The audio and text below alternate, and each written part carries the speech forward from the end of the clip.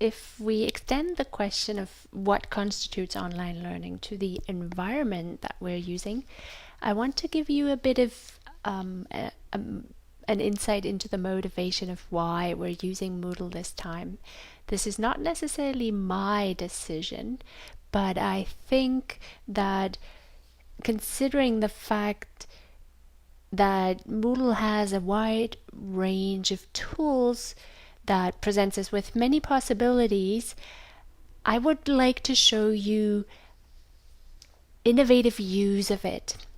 And I also want to highlight that it's on you, depending on your context really, to select the components of whatever virtual learning environment carefully, because you need to bear in mind that everything really depends on your needs and the needs of your students and their life situations.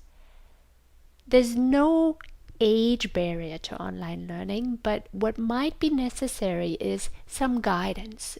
If you're using tools that your students are not familiar, consider that you will need time to create resources that guide your learners through those. Like I said, Moodle is not necessarily my first choice for an online learning hub, but it's what we've got, and it has a lot of potential. And I would like to use the opportunity to show you that potential. So what I'm hoping this course will also do, in addition to demonstrating Moodle use to you, is drive your development in these 4 sectors. Before we move on to look at theories, I would like to highlight the most important thing, really. The most important point that I want to make here is the fact that teaching is a process. It's not an endpoint game that you can manipulate. You cannot take shortcuts.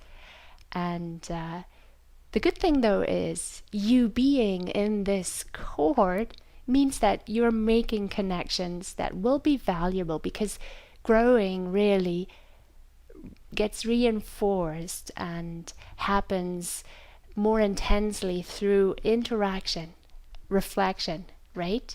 So I'm happy that you're here. I'm happy that we're growing together, and I look forward to you sharing some of your thoughts, some of your ideas.